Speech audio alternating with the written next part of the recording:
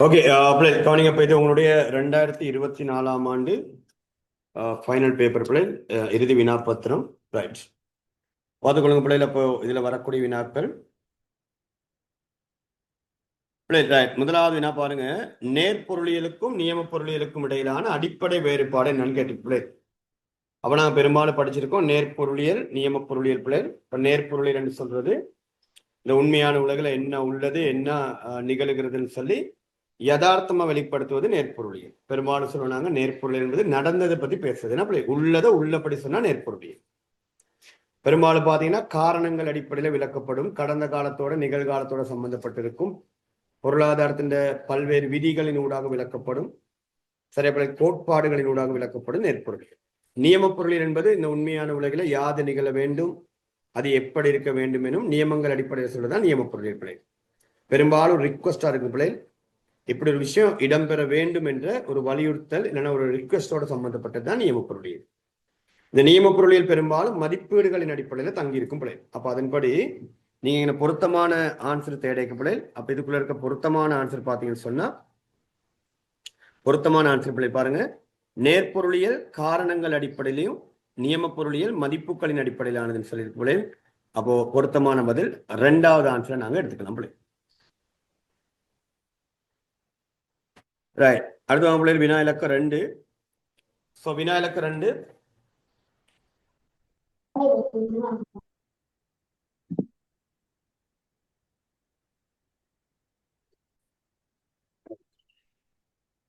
பாருங்க. இப்போ வினா இலக்கம் 2 பொருளியலில் மூலதனம் என்ற எண்ணக்கருவை சிறப்பாக விவரிக்கிற கூற்றுப்பிழை. ரைட், அப்ப நாங்க பெரும்பாலும் மூலதனம் என்ற எண்ணக்கரு பிள்ளை. ரைட், அப்ப பொருளியல நாங்க மூலதனம் என்று சொல்றது பிள்ளை. ஸோ மூலதனம் என்று சொல்லும் போது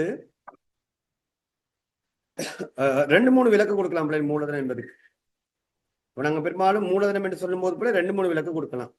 ஒன்று, மனிதனால உருவாக்கப்பட்டு உற்பத்தியில பயன்படுகிற சாதனங்கள் கருவிகள் தான் மூலதனம், அல்லது பிற பொருளை உருவாக்குவதற்கு மனிதனால் உருவாக்கப்பட்ட சாதனங்கள் கருவிகள் மூலதனம். இல்லைன்னா பிள்ளை மூலதனம் என்பது மற்றொரு உற்பத்தி காரணம். அப்படின்னா மனிதனால் உருவாக்கப்பட்ட உற்பத்தி செய்யப்பட்ட பிரிதொரு உற்பத்தி காரணி தான் நாங்க சொல்லுவோம் மூலதனம் என்று சொல்லி.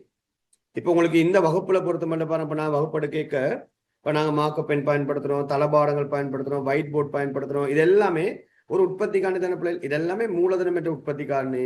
பட் இதெல்லாம் மனிதனால உருவாக்கப்பட்ட ஒரு உற்பத்தி காரணி. அப்ப மூலதனம் என்பதுக்கு சிறப்பான ஒரு விளக்கம் கொடுக்குறான் பிள்ளைகள். ரைட், மூலதனம் என்பது உற்பத்தி செய்யப்பட்ட உற்பத்தி காரணிகளை கருதும் என்ற கோணத்துல பார்க்கணும். இப்போ நீங்க நிறைய பேர் பிள்ளைகள் பெரும்பாலும் சரி, நாங்க மற்ற ஆன்சரை கொஞ்சம் பார்த்துட்டு வருவோம். முதலாவது பாருங்க, மூலதனம் என்பது உற்பத்தி செயல்முறையில பயன்படுத்தப்படுகிற மனித உழைப்பு மற்றும் புத்தாக்கத்தை பிரதிநிதித்துவப்படுத்தும். இல்லையா? இப்ப மனித உழைப்பு என்று சொல்லும் போது அது உழைப்பு. மூலதனம் என்பது தனிநபரால் மேற்கொள்ளப்படுற நிதி முதலீடுகள். நாங்க படிச்சிருக்கோம் ஒரு தியரி, பொருளியலில் நிதி ரீதியாக செய்யற முதலீடுகளை நாங்க மூலதனமா கருதுறது இல்லை பிள்ளை. உற்பத்தியில பயன்படுத்துகிற இயந்திரங்கள், கட்டடங்கள் போன்ற தொட்டுணரக்கூடிய சொத்துக்கள் மாத்திரமே மூலதனம் என்று சொல்லியிருக்கு பிள்ளை. அப்படி கிடையாது. இப்ப தொட்டுணர முடியாத ஆக்க உரிமை, பதிப்புரிமைகள் பிள்ளை, அதுகளை கூட நாங்க மூலதனமா கருதுவோம். அப்ப அதனாலதான் அந்த கூற்றுப்பிள்ளை. மூலதனம் என்பது உற்பத்தியை நிதிப்படுத்துவதற்கு பயன்படுத்துற நிதி வளங்கள் பிள்ளை. அது தவறு. அது கணக்கீட்டுல நாம இதை மூலதனமா கருதுவோம். பட் பொருளியல்ல மூலதனமா கருதுறது இல்ல பிள்ளை. நம்ம பொருத்தமான பதில் 5வது பிள்ளைனா. ஓகே, வாங்க அடுத்து வினா இலக்கம் 3. உற்பத்தி இயல்தகு வலையின் மீதுள்ள ஒரு புள்ளியிலிருந்து மற்றொரு புள்ளியை நோக்கி அசைவானது. இப்ப உற்பத்தி இயல்தகு வலையின் மீது ஒரு புள்ளி இன்னொரு புள்ளியை நோக்கி நகர்ந்தா அசைவானது. அதுல சொல்ல வர விஷயம், அவர் உற்பத்தி சாத்திய வலையின் ஒரு உற்பத்தி இயல்தகு வலையின் மீதுள்ள பிளேட். ஒரு உற்பத்தி இயல்தகு வலையின் மீதுள்ள உற்பத்தி புள்ளி அதே உற்பத்தி சாத்திய வலையின் மீதுள்ள மற்றொரு புள்ளிக்கு போன பிள்ளை. அப்ப எல்லையின் மீதுள்ள ஒரு புள்ளி அதே எல்லையில் உள்ள இன்னொரு புள்ளியை நோக்கி அசைவானது என்பதுதான் விஷயம். அப்போ அங்க என்ன சொல்ல வராங்க அப்படின்னு சொல்லி கேட்டா, ஒரு எல்லையின் மீது இருக்க ஒரு புள்ளி அதே எல்லையில் உள்ள இன்னொரு புள்ளியை நோக்கி போனா அமைய செலவிலோ அல்லது உற்பத்தி வினைத்திறனிலோ மாற்றங்கள் ஏற்படாதுன்னு சொல்லியிருக்கிறேன். ரெண்டாவது பாருங்க, அமைய செலவில் ஒரு மாற்றம் ஏற்படும், ஆனால் உற்பத்தி வினைத்திறனில் மாற்றம் ஏற்படாது என்பதாகும். உற்பத்தி வினைத்திறனில் மாற்றம் ஏற்படும், ஆனால் அமைய செலவில மாற்றம் ஏற்படாது என்பதாகும். அமைய செலவிலோ அல்லது ஒதுக்கீட்டு வினைத்திறனிலோ மாற்றம் ஏற்படாது பிள்ளை. அப்போ எல்லையின் மீது இருக்க ஒரு புள்ளி அதே எல்லையின் மீது இருக்க இன்னொரு புள்ளியை நோக்கி நகர்ந்தா பிள்ளை. இப்ப நான் உங்களுக்கு அதை பாருங்க ஒரு வரைபடத்துல காட்டிக்க பிள்ளை.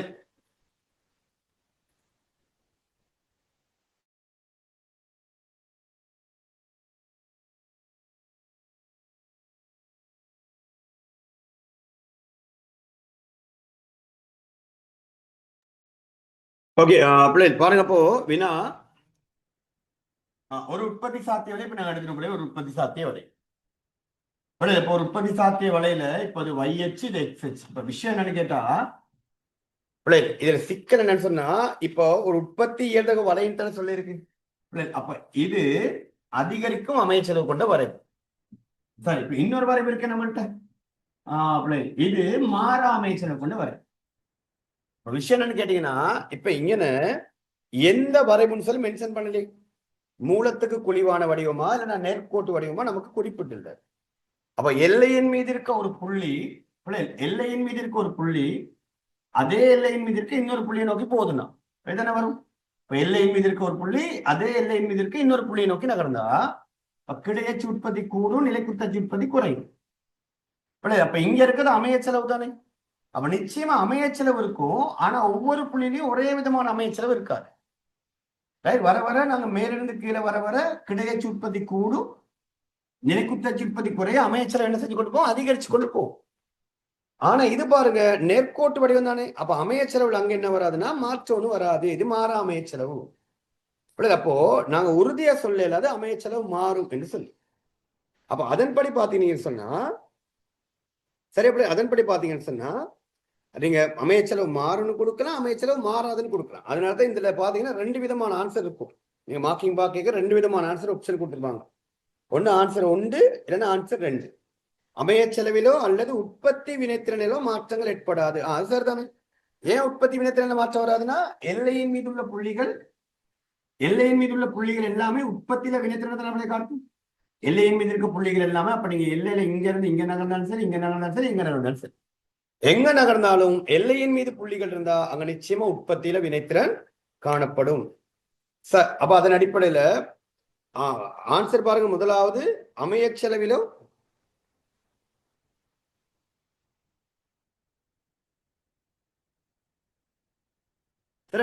பாருங்க, முதலாவது ஆன்சர் அமைய செலவிலோ அல்லது உற்பத்தி வினைத்திறனிலோ மாற்றங்கள் ஏற்படாது. அப்படி ஒரு ஆன்சர் இருக்கு. அடுத்து ரெண்டாவது ஆன்சர் பாருங்க, அமைய செலவில் ஒரு மாற்றம் ஏற்படும், ஆனால் உற்பத்தி வினைத்திறனில மாற்றம் ஏற்படாது என்ற ஆன்சருக்கு பிள்ளை. அப்ப நாம ஏன் அமைய செலவில் ஒரு மாற்றம் ஏற்படும் சொல்லியிருக்காங்கன்னா, சில வேளை ரெண்டு வரைவுகள் இருக்கு. ஒண்ணு இப்ப அதிகரிக்கும் அமைய செலவு கொண்ட வரைவும் இருக்கு, மாற அமைய செலவு கொண்ட வரைவு இருக்குன்ற காரணத்தினால அப்ப ரெண்டு விதமான ஆன்சர் எடுத்துக்கிட்டாங்க பிள்ளை. அப்ப இலக்கம் 1, இலக்கம் 2. இப்ப மூன்றாவதுக்கு 2 பதில் இருக்கு பிள்ளைகள். அப்ப 1வது 2வது சொல்லி 2 ஆன்சர் எடுத்துக்கிட்டு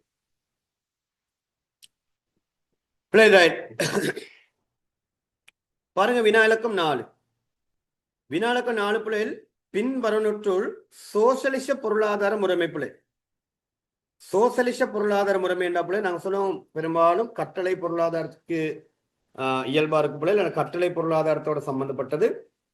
அப்ப சோசலிச பொருளாதாரத்தின் பிரதான பண்பு பிள்ளை. இப்ப சோசலிச பொருளாதாரத்தின் பிரதான பண்பு பாருங்க, லாப உச்சப்படுத்தலை பிரதான நோக்கமாக கொண்டது பிள்ளை. அப்ப லாப உச்சப்படுத்தல் அவங்களுடைய பிரதான நோக்கம் என்றா அது நிச்சயமா அது பிள்ளை சந்தை பொருளாதாரமே அது வராது. சந்தை பொருளாதாரத்தின் பண்பு இது வராது.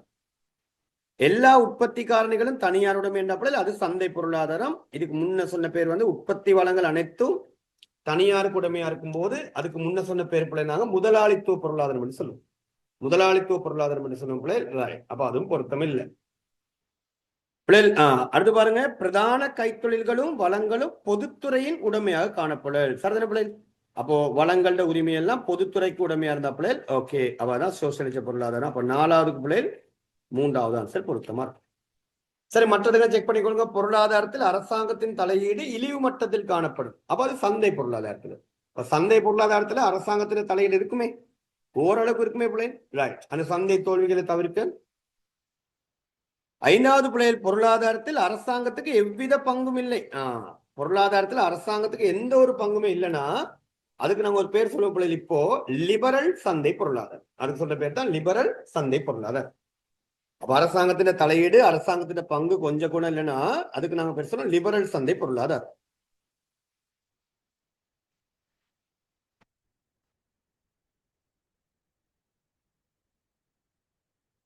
ஓகே பிள்ளை, ரைட். தொடர்ந்து வாங்க பிள்ளைகள். அப்ப நம்ம தேர்ச்சி 2 நோக்கி பயணிப்போம். ரைட்.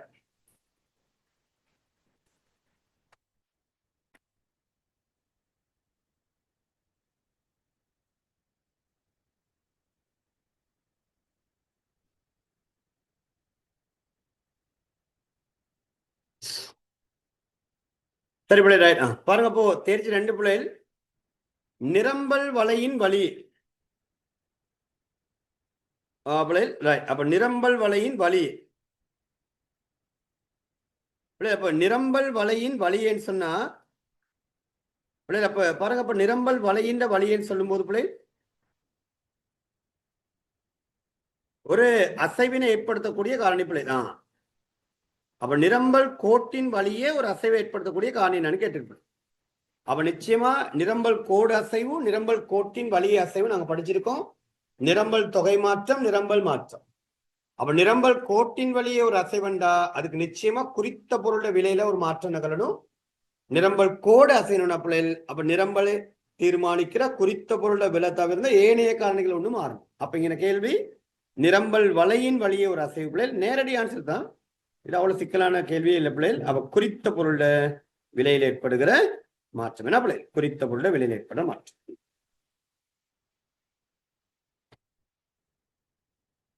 பிள்ளைகள், ரைட். வாங்க அடுத்து வினா 6. பின்வருவனற்றுள் ஒன்றை தவிர ஏனைய யாவும் சாதாரண பொருளின் சந்தை கேள்வி வலை. பிள்ளைகள், சாதாரண பொருள் மார்க் பண்ண வேண்டிய விஷயம். சந்தை கேள்வி வலையை வலப்புற நகர்த்துமா பிள்ளைகள்? அவ சந்தை கேள்வியை வலப்புற நகர்த்துமா. சரி பிள்ளை, ஒன்றை தவிர. அப்போ அவ்வாறு ஏற்படுத்தாத காரணம் என்ன? அப்ப எது கேள்வியை அதிகரிக்க செய்யாது தான் பிள்ளைகள். அப்போ ஒரு பதிலீட்டு பொருளின் விலையில அதிகரிச்சா, பதிலீட்டு பொருள விலை அதிகரிக்கும் போது நுகர்வோனுக்கு குறித்த பொருள் வாங்குறது மலிவா தெரியும். அப்ப குறித்த பொருளுக்கான கேள்வி அதிகரிக்கும். சரி, நுகர்வோன் வருமானத்துல ஒரு அதிகரிப்பு வந்தா பிள்ளை, அப்ப குறித்த பொருளுக்கான கேள்வி அதிகரிக்கும். சரி, நிரப்பு பொருள விலையில வீழ்ச்சி என்ன பிள்ளை, அப்ப குறித்த பொருளை நுகர்வோன் அதிகமா வாங்குவான். அப்போ அதுவும் சரி. பாருங்க பிள்ளை, குறித்த பொருளின் விலையில் ஏற்படும் வீழ்ச்சி, குறித்த பொருள விலை வீழ்ச்சி அடைஞ்சா அதன் கேள்வி தொகை தான் பிள்ளை அதிகரிக்கும். அதன் கேள்வி தொகை அதிகரிக்க கேள்வி கோட்டின் வழியே தான் அசைவு இருக்கும். கேள்வி கோட்டின் வழியே கீழ் நோக்கி அசைவு வரும் பிள்ளைகள். அப்ப இதுதான் பொருத்தமில்லாத ஆன்சர் பிள்ளை. Right, okay. சந்தையில் உள்ள நுகர்வோன் எண்ணிக்கையில் அதிகரிப்பு. சரி பிள்ளை, பாருங்க, இப்ப 2ஆம் பாடத்துல முதல் 2 கேள்வியுமே இலகுவா செய்யக்கூடிய கேள்வி, எந்த ஒரு டஃப்பும் இல்லை. நாங்க படிச்ச நேரடி கேள்வி பிள்ளை இருக்கு முதல் 2 கேள்வியுமே.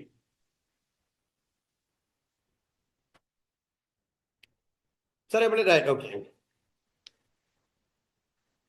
சரி, பாருங்க பிள்ளை, அடுத்தது வினா 7. வினா 7 பிள்ளைகள்,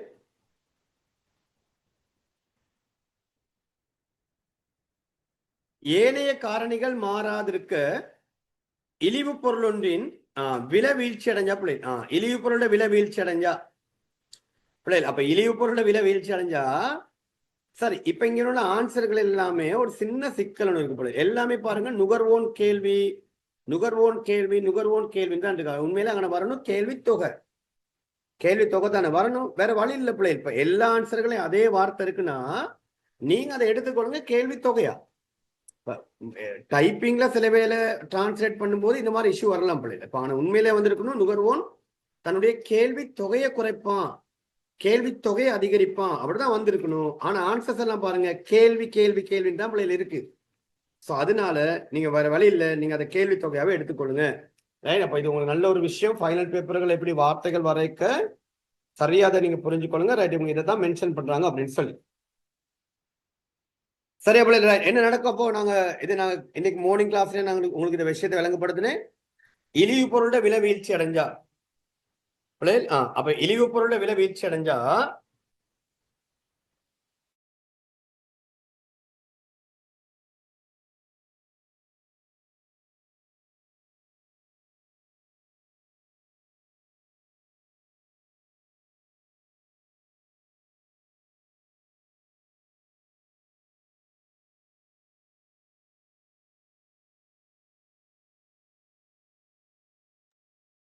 சரியா பிள்ளை இப்ப இங்க பாருங்க இழிவு பொருள விலை வீழ்ச்சி அடைஞ்சா பிள்ளை அப்போ ஒரு இழிவு பொருள விலை வீழ்ச்சி அடைஞ்சா என்ன நடக்கும் சந்தையில அப்போ இழிவு பொருள விலை வீழ்ச்சி அடையும் போது இழிவு பொருள விலை வீழ்ச்சி நான் மறுபடியும் சொல்றேன் இதெல்லாம் மிக கவனமா இருங்க இழிவு பொருள விலை வீழ்ச்சி அடைஞ்சா டவுன் ஆச்சுன்னா நாங்க படிச்சிருக்கோம் வருமான விளைவு, அடுத்தது பதிலீட்டு விளைவு, அடுத்து விலை விளைவு. இந்த மூணே வடிவ விலை கொடுங்க. சரி, என்ன நடக்கும் சொல்லுங்க பார்ப்போம். இழிவு பொருளோட விலை வீழ்ச்சி அடைஞ்சா இழிவு பொருளுக்கான வருமான விளைவு எதிர்கணியும்.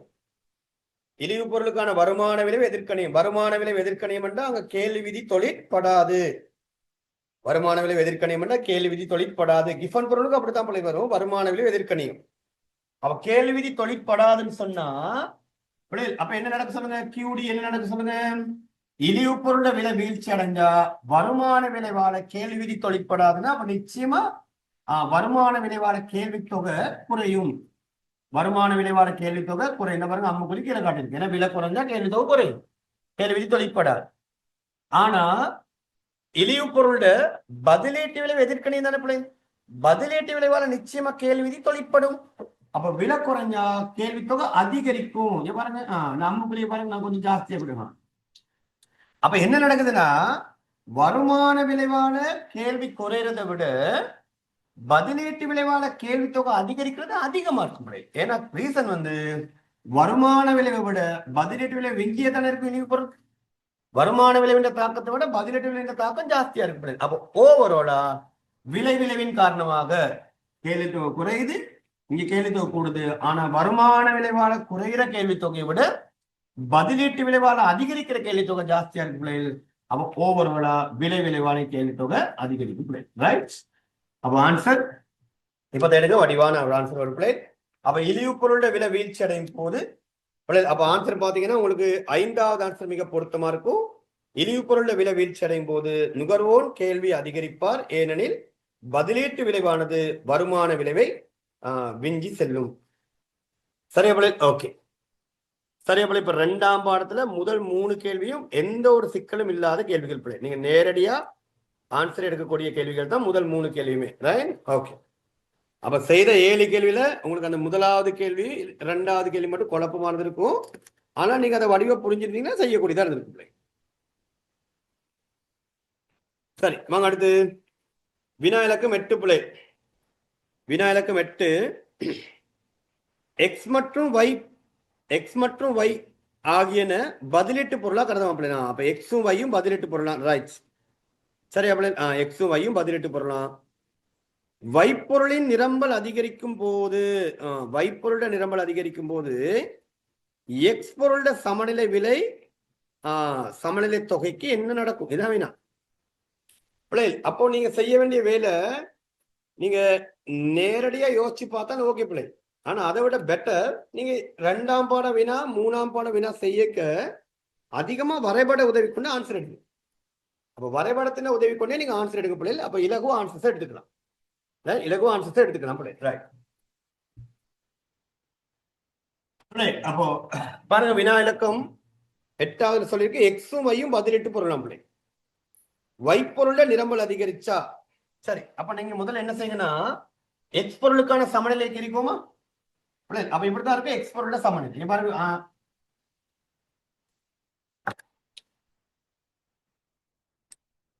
அப்ப நாங்க வளமைக்கிற மாதிரி எக்ஸ் பொருளுக்கான சமநிலை விலை தொகை. அப்ப இது எக்ஸ் பொருளுக்கான கேள்வி கோடு டி, இது எக்ஸ் பொருளுக்கான நிரம்பல் கோடு. அப்போ அங்க பாத்தீங்கன்னு சொன்னா சந்தை சமநிலை பிள்ளை. இது சமநிலை விலை, இது சமநிலை தொகை. இது எந்த பொருள் எக்ஸ் எக்ஸ் பொருள், இது எக்ஸ் பொருளுக்கான சந்தை, இது எக்ஸ் பொருளுக்கான சந்தை பிள்ளை. இப்ப என்ன நடக்குது பிள்ளை? எக்ஸும் வையும் பதிலீட்டு பொருளாம்.